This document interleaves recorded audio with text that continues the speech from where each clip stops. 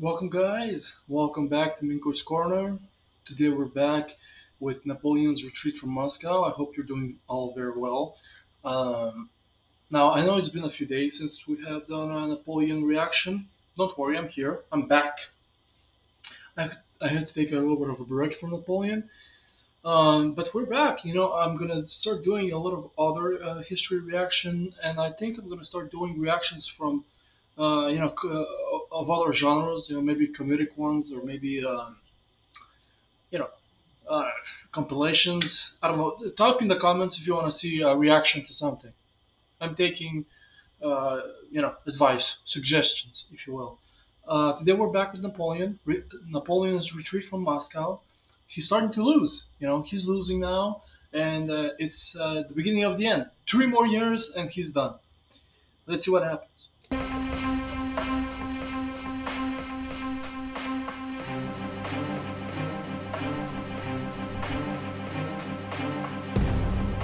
Russia, 1812.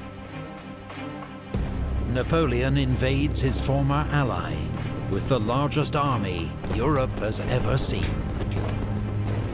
But for the French Emperor, the decisive blow remains frustratingly beyond reach. Russia's resilience is unlike anything he's ever encountered. And as winter closes in, his army begins the most infamous retreat in history. The retreat, yeah. Start running. The 15th of September, 1812. 83 days after invading Russia, a week after his costly victory at Borodino, Napoleon entered Moscow. He expected to be greeted by dignitaries, formally offering the city's surrender. Instead, he discovered that 90% of Moscow's inhabitants had fled. A fire had started the previous night and was blamed on drunken soldiers. But over the next 48 hours, fires continued to break out across Moscow, until most of the city was ablaze. Count Fyodor Rostopchin, the city's governor, had ordered that Moscow be destroyed rather than allowed to fall into enemy hands. And now fires were being started deliberately by Russian criminals, freed from jail and acting on police orders. French soldiers rounded up and shot any they could catch. But the inferno was impossible to contain. In 4 days, 2/3 of Moscow was destroyed. That's fucking insane. With the fires finally under control, Napoleon's soldiers turned their attention to systematically looting the ruined city. While from his new quarters in the Kremlin, Napoleon sent a letter to Emperor Alexander in St. Petersburg, inviting him to make peace and end the war. He received no reply. Napoleon waited, confident that Alexander would eventually negotiate. But as the days passed, he grew increasingly uneasy. Cossack raids were disrupting his vital communications with Paris, as well as the arrival of supplies, while the steady attrition of French forces and Russian reinforcements meant Napoleon was outnumbered. It's insane how he started this whole thing a few months prior with 640,000 people. And now he has only 100,000 left. That's insane. For the first time in the campaign. Disease is a Rumors real also bitch, reached him that his reluctant allies, Prussia and Austria, were in secret talks with his enemies. No, of course. Napoleon had proposed that the army winter in Moscow, but that now looked too dangerous. Why? Reluctantly, he accepted that the army would have to move back to Smolensk to find safe winter quarters. Napoleon knew how severe Russian winters could be, but continued to put off his departure, reassured by fine October weather, and hoping that at the last minute there might be a message from Alexander offering peace. It never came. On the 13th of October, the first light snow fell. Jesus Christ. 5 days later, Kutuzov launched a surprise attack on Murat's advance guard at Vinkovo and defeated it. Napoleon, stung into action, gave the order for the army to leave Moscow the next day. Look, it's too late. It's over, man. Our video sponsor, the legendary World of Tanks, is the home of 100,000 men of the Grande Armée left Moscow in a column 10 miles long, with an estimated 40,000 carriages and carts. There were women and children too, army wives and the vivandières, the women who cooked for the soldiers, as well as some civilians. Every wagon and pack was stuffed with as much food and loot as possible.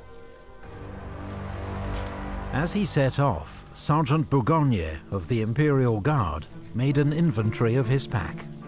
It contained several pounds of sugar, some rice, some biscuit, half a bottle of liqueur, a woman's Chinese silk dress embroidered in gold and silver, several gold and silver ornaments, amongst them a piece of the cross of Ivan the Great. Besides these, I had my uniform, a woman's large riding cloak, 2 silver pictures in relief, 12 inches long and 8 high, all in the finest workmanship. Also several lockets and a Russian prince's spittoon set with precious stones.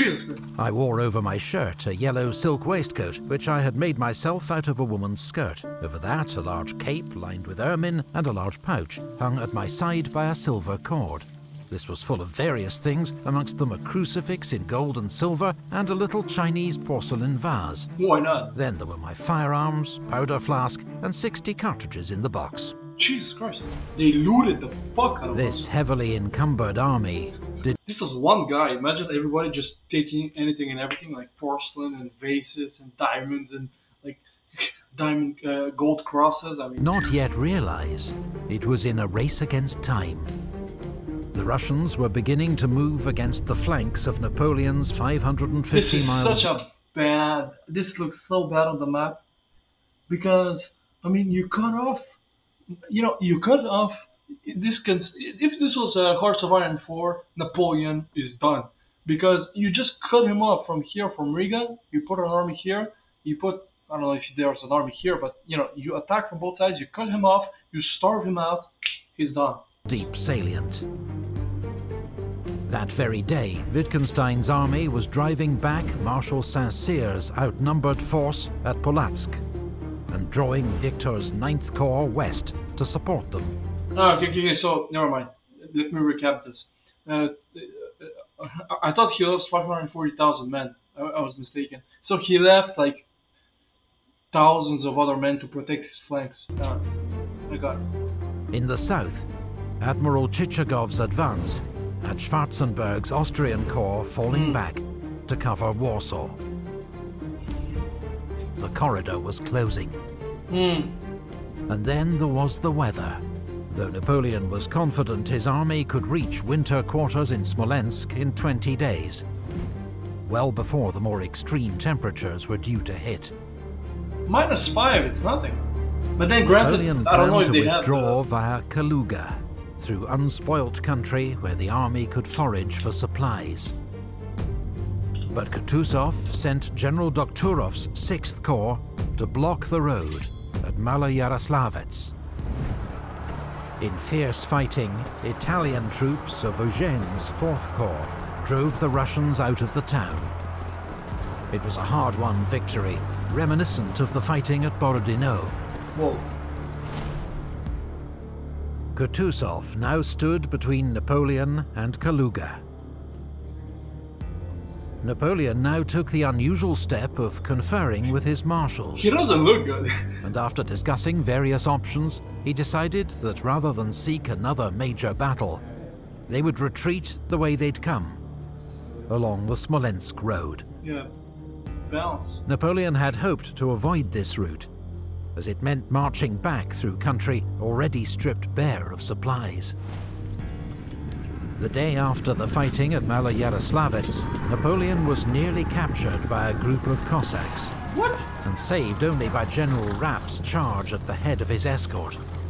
Good for you, General After Raps. this close shave, Napoleon had a phial of poison made up, which he carried around his neck in case of capture. Whoa, the guy doesn't play, man. You're not capturing him, the guy's gonna kill himself.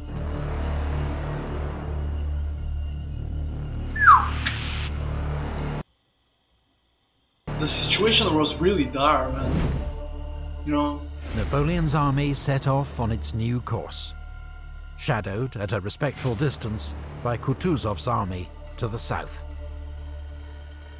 They passed the old battlefield of Borodino, a grisly, unnerving sight where crows pecked at half-buried corpses. Relentless marching quickly began to tire out men and horses. A few days later, the temperature fell below freezing. The army's overworked, starving horses died en masse. Discipline began to break down, as some drivers simply dumped the sick and wounded by the roadside to try to ensure their own survival. As the You know, that's when things become really dire. You know, when you're about to die and you start making really questionable choices, you know, morally speaking, you start dumping like the wounded, they're like, fuck you, man. I don't want to die. You start throwing them away, good luck, you know. French column became increasingly strung out. General Miloradovich, commanding Kutuzov's advance guard, fell on Davout's rear guard, outside Vyazma. For a few hours, Davout's first corps was cut off, until Eugene and Ney came to his rescue. The battle ended with street fighting in Vyazma, as the French hastily evacuated the burning town. For the soldiers of the Grande Armée, so unaccustomed to retreats and routes, Vyazma was an alarming, demoralizing blow.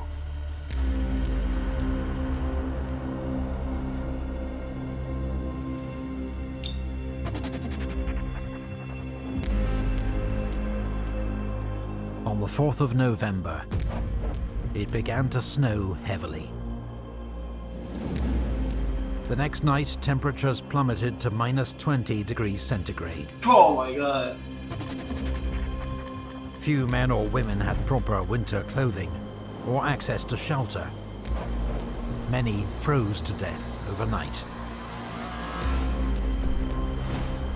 The next morning, wagons and guns were abandoned. Many soldiers sought to save themselves, ignoring officers, stealing horses and food, and leaving the column to scour the countryside for supplies. Many of these foragers were found by the Cossacks. Some cut down or lanced, others robbed of every possession and left to freeze. In a few cases, they were handed over to peasants, eager for retribution against the foreign invaders who had plundered all they owned. As the army struggled on towards Smolensk through blizzards, Napoleon ordered Eugene's 4th Corps to strike out for Vitebsk, where there were large French supply depots. But Vitebsk had already fallen to the Russians. It's, you know, 4th Corps was too weak to fight its way through, and rejoined the army, minus its artillery and most of its baggage. Oh my god, Jesus Christ. A colonel who saw 4th Corps at this stage described men without shoes, almost without clothes, exhausted and famished, sitting on their packs, sleeping on their knees, and only rousing themselves out of this stupor to grill slices of horse meat or melt bits of ice. Just 3 weeks after leaving Moscow, a third of the army was dead or captured. About half the rest formed a growing army of stragglers, men without units, prepared to fight only to survive. Napoleon reached Smolensk on the 9th of November. The first troops into town ransacked the supply depots, leaving nothing for those who followed, including Ney's rearguard, which arrived 6 days later. Napoleon had hoped to make Smolensk his winter base, but the state of the army and lack of supplies meant the retreat had to continue.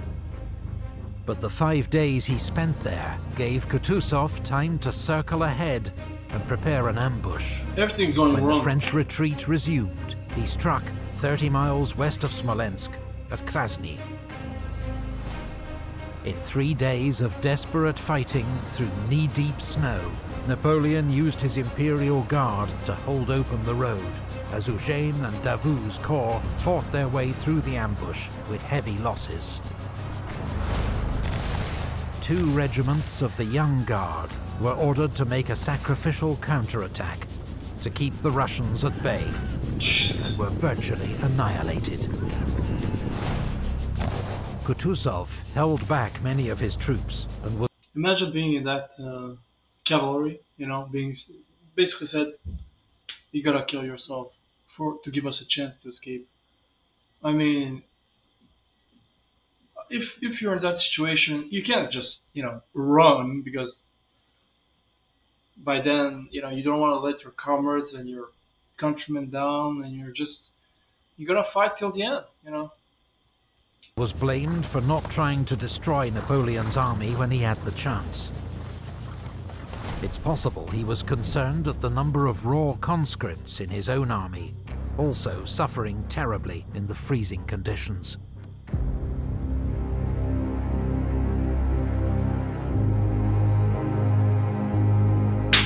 Come on, Ney! Marshal Ney! Come on! Jesus Christ. That's a very, you know, Not every emotional French statement. corps broke through at Krasny. Marshal Ney and his 6,000-strong rearguard arrived on the 18th of November to find the road blocked by 60,000 Russian Oh troops, my God. and no sign of the promised support from Davout's First Corps. Ney's men hurled themselves against the Russian lines with desperate courage, but were mown down. Oh my God, Ney, Rejecting no! several invitations to surrender, Ney led the survivors in a daring night crossing of the Dnieper River, then across 45 miles of open country under constant attack from Platov's Cossacks to reach Orsha. By the time Ney... He's my new favorite. Davout, you didn't come? This guy's a hero, man. Ney. He rejoined the army, his rearguard was down to just 800 fighting men, leading a column of several thousand. You know, he didn't surrender. He fucking crossed the river at night in the dark, and, you know, in the snow, the cold. I hope the river was, you know, iced out. Otherwise, Jesus Christ. He didn't surrender, which, props to the guy. Props to the guy, man. Stragglers. The army regarded his escape as a miracle, and when Napoleon heard of it, he immediately dubbed Marshal Ney the bravest of the brave.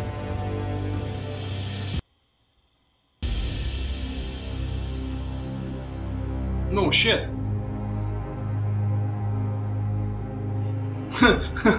Beginning? Napoleon had escaped one trap, but now 3 Russian armies were closing in from different directions, Oh my God. and outnumbered him nearly 3 to 1. Is he gonna do From the another east, miracle? Kutuzov's main army with 65,000 men. From the north, Wittgenstein with 30,000, steadily driving back Marshal Victor's 9th Corps. And from the south, Admiral Chichagov's army of Moldavia with 34,000, having detached General Ostensaken with 30,000 to prevent Schwarzenberg's Austrians and Reynier's Saxon Corps marching to Napoleon's aid. Napoleon was heading for Minsk, a major French supply base with vast stores of the food, clothing, shoes and ammunition that his army so desperately needed. But on the 21st of November, disastrous news arrived. Minsk fell. Minsk had fallen to Chichagov. He then marched on Borisov, driven out the Polish garrison, and captured its bridge over the Berezina River. Okay, how the hell did he survive this? By rights, the Berezina ought to have frozen solid by now, so Napoleon could have crossed anywhere. But a sudden thaw had turned the river into a torrent of ice and freezing water. Of course. You know, make it even more difficult. Napoleon was at least joined by the hard-fighting Marshal Oudinot and his 2nd Corps, which hadn't suffered as badly as the main column on its retreat from Polotsk. Borodino launched an immediate counterattack on Borisov and retook the town, but couldn't stop the Russians burning the bridge. With no other bridge for miles in either direction, it seemed Napoleon's exhausted army was finally doomed. But there was one sliver of hope. Polish cavalry had found a ford across the river near the village of Studienka. Napoleon issued a flurry of orders. Second Corps was to fake preparations for a river crossing south of Borisov. Victor's 9th Corps, arriving from the north, was to form a rear guard east of Studienka to hold the Russians at bay, while engineers worked as quickly as possible to build pontoon bridges across the river and win Napoleon's army a fighting chance of escape. He's surrounded on 3 sides.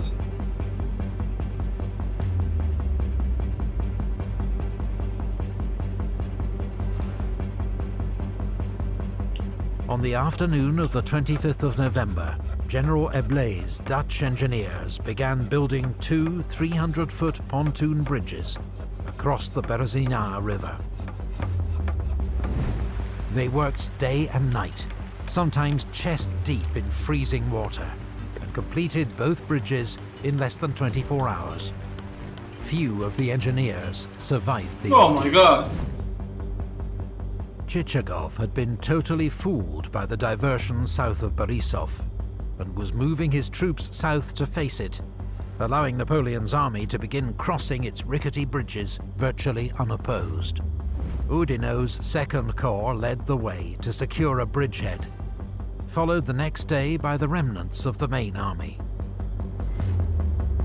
Imagine being the Priority last was corps given to formed troops, still able to all the fight. way in the back. Like everybody's For the time moving being, away. the Like, army's vast crowd of stragglers remained on the far bank. those are beautiful paintings.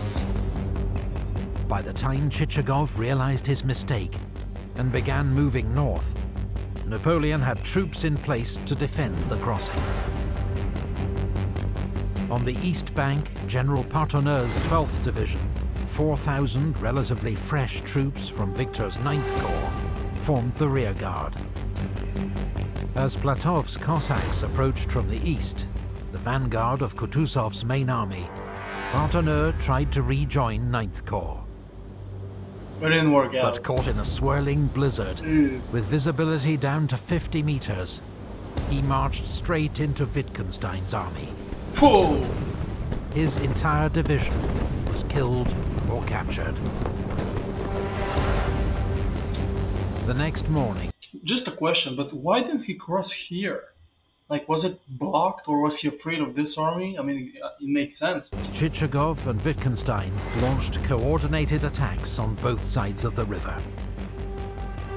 There was desperate fighting on the west bank, where Marshal Oudinot was, yet again, seriously wounded. But his Swiss infantry held the line, until General Doumerc's cuirassiers, the army's last heavy cavalry, charged and routed the Russians. At great cost, Polish and German troops of Victor's rearguard held off the Russians until dark, then pulled back across the bridges. For 2 nights, officers had been trying to get the vast camp of stragglers to cross the bridges when they weren't being used. But with temperatures reaching -30 centigrade, they'd preferred to stay put, Jesus Christ. huddled around their fires. I mean, of course. At dawn on the 29th, with the army leaving and the Russians approaching, thousands of stragglers surged in panic towards the bridges. Dozens were crushed underfoot. Others fell or were pushed into the water, or tried to swim, which was certain death. When French engineers burned the bridges at 9 AM, thousands were cut off and left to the mercy of the advancing Cossacks. No. Some became prisoners. Others were simply put out of their misery. That's one way to put it, you know.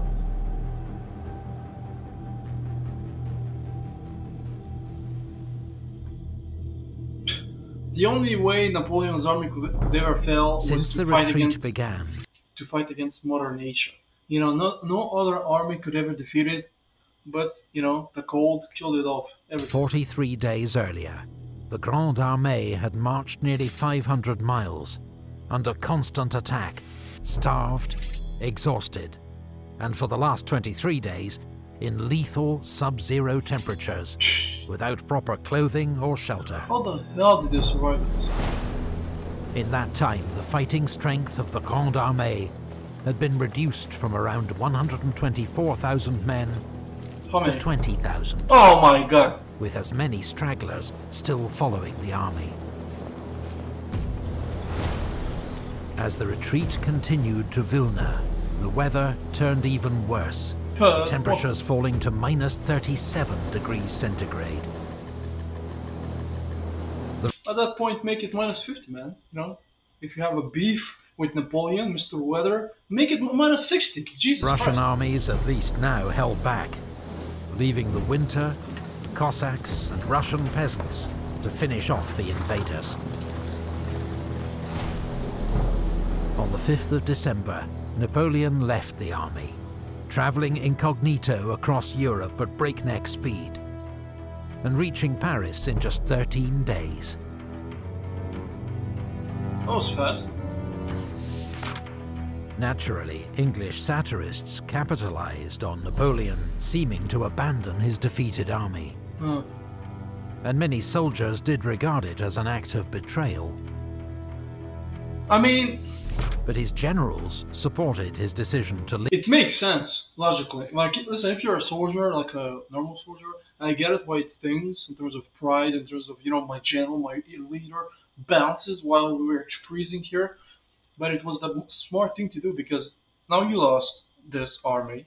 You have to go back to Paris to raise another one and to defend the empire, because now they're coming. Now the Russians are coming, and all your enemies, Spain, is coming. You have to be. It's the smart thing to do in terms of, you know, what are you going to do? You're going to stay there with your army in Russia forever? No. Leave.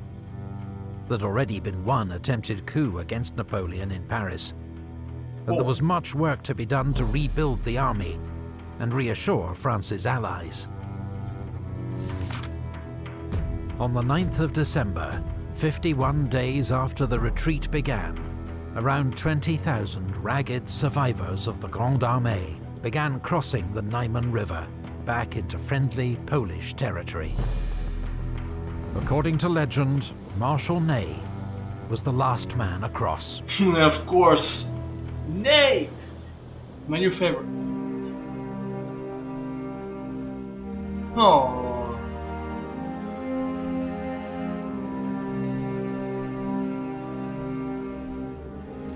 Napoleon's invasion of Russia had proved to be one of the greatest military disasters in history. He had made fatal miscalculations about geography, logistics, and above all, Russia's political and strategic response to his invasion. These blunders cost his empire around 500,000 men, as well as 250,000. 375,000 dead. That's insane. I have a question. I wonder if he went for St. Petersburg, would the Russians have surrendered then? Like, if you said for going for Russia, if he went north, if he went for St. Petersburg, would the Russians have surrendered then? Because, you know, the emperor was in St. Petersburg. If he himself was captured, you know. Horses and 1,000 cannon. Put another way, of every 12 men who marched into Russia with the Grande Armée, one was killed in action or died of wounds. 2 were taken prisoner, one of whom died in captivity. 7 died from disease or the effects of climate. Just 2 returned alive.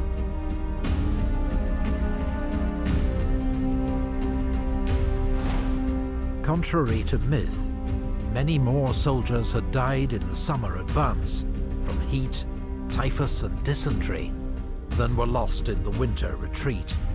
I didn't know that. That makes That's interesting. It's insane to think about how disease was much more dangerous than cannon and muskets. Disease back then was horrific. I mean, it would decimate armies. You know, and imagine the. Russian military casualties were estimated at 150,000, and a huge but unknown number of civilian deaths. I mean, The Russian campaign was a catastrophe for Napoleon. Not just in lost troops and resources, but in damage to prestige and reputation. yeah.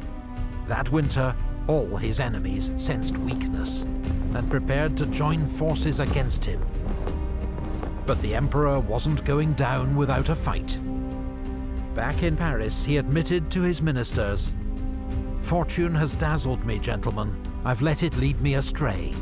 Instead of following my plan, I went to Moscow. I thought I'd make peace there. I stayed too long. I've made a grave mistake, but I'll have the means to repair it." Yeah, I don't think you will. But again, incredible video. I hope you enjoyed this as much as I did. My thoughts on the video now. Hubris, man, pride. Too much success. He just, you know, and at the end, was it his fault? Was it? I don't know. I don't know. But it's a very interesting, piece of history. How this guy was at the top of the world, or at least the European world, if you will.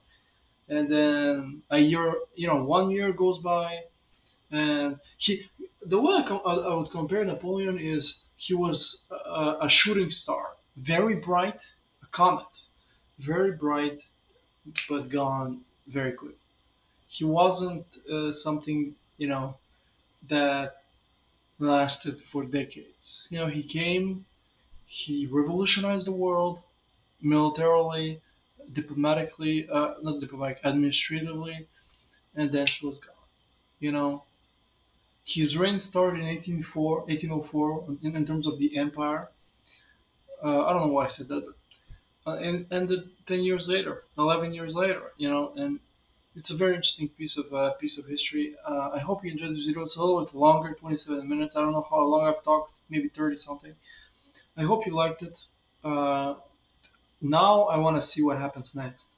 I want to see how this whole thing ends. I hope you enjoyed this. I'll see you guys the next time.